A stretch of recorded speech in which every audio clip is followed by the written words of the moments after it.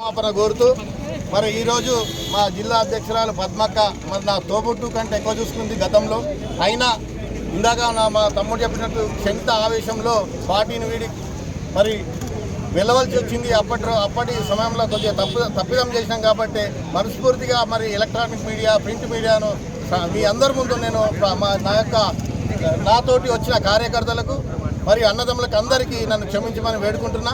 మరి ఇక్కడ అహంకారపూరితమైన పాలన జరుగుతుంది. మరి అప్పుడు కూడా వాళ్ళు ఎలక్షన్లప్పుడు ఒక మాట, ఇప్పుడు ఒక మాట జరుగుతుంది, ఒక మాట ఇవ్వడం జరిగింది. కాబట్టి కాంగ్రెస్ పార్టీ చెప్పింది ఒకటి, చేస్తుంది ఒకటి. కాబట్టి ఈరోజు పార్టీని విడిచి మరి మళ్ళీ బీఆర్ఎస్లోకి వస్తున్న సందర్భంగా వాళ్ళ చెంతకు చేర్చుకొని మరి రావాలి తమ్మి అని చెప్పి మమ్మల్ని ఆహ్వానించి వాళ్ళకి దగ్గర తీసుకున్నందుకు ప్రత్యేక ధన్యవాదాలు. మీకందరికీ కూడా ఏదైనా తప్పు జరిగితే ప్రింట్ మీడియా ద్వారా అందరికీ క్షమాపణ చెప్తూ జై తెలంగాణ.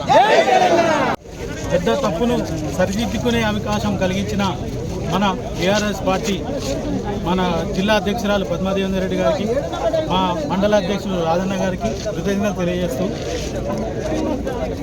సరిదిద్దుకొని తప్పు చేసినాము, కాకపోతే ఆత్మగౌరవం చంపుకొని పనిచేయకపోతున్నామాడ. మా పెద్దలు ఇంతకుముందు చెప్పినట్టుగా ఆత్మగౌరవం లేని దగ్గర పనిచేయడం చాలా కష్టం. వ్యక్తిగత దూషణలు చేస్తూ ఆత్మగౌరవాన్ని చంపే ప్రయత్నం చేస్తూ ఉన్నారు. కాబట్టి ఆ ఆత్మగౌరవాన్ని అధిగమించే కాడానికే మేము ఈరోజు బీఆర్ఎస్ పార్టీలో జాయిన్ అవుతున్నాం. మమ్మల్ని ఆహ్వానించిన ప్రతి కార్యకర్తకు చేతులెత్తి నమస్కరిస్తూ జై తెలంగాణ.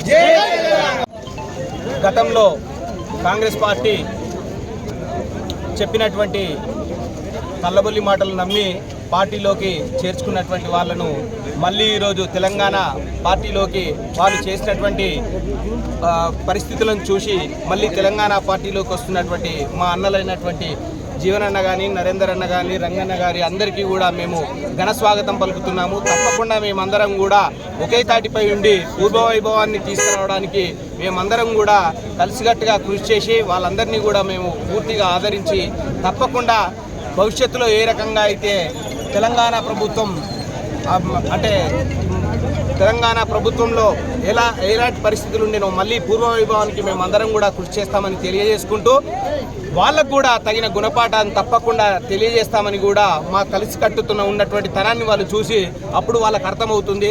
తెలంగాణ అంటేనే ఆత్మాభిమానం, అదొక్కటి మాత్రం గుర్తుంచుకోవాలి. తెలంగాణలో ఉన్నటువంటి వాళ్ళు ఎవ్వరూ కూడా ఆత్మాభిమానం కోసమే పనిచేస్తారు తప్ప డబ్బుల కోసము దేనికోసమో పనిచేసేటువంటి వ్యక్తిత్వం ఉండదు. కాబట్టి తప్పకుండా గుర్తించి కార్యకర్తలను గుర్తించాల్సిన బాధ్యత ప్రతి ఒక్కరిపైన ఉంటుంది. కాబట్టి తప్పకుండా గుర్తించాలని తెలియజేసుకుంటూ, తప్పకుండా భవిష్యత్తులో మేమేందో కూడా అంటే తెలంగాణ ఏందో కూడా, తెలంగాణలో ఉన్నటువంటి కార్యకర్తలు ఏందో కూడా నిరూపించుకొని తెలంగాణ అంటే బీఆర్ఎస్ పార్టీని పూర్వవైభవం తీసుకోవడానికి ప్రతి ఒక్కరు కృషి చేయాల్సిందిగా వేడుకుంటూ నాకు ఈ అవకాశం ఇచ్చినందుకు ధన్యవాదాలు. జై తెలంగాణ.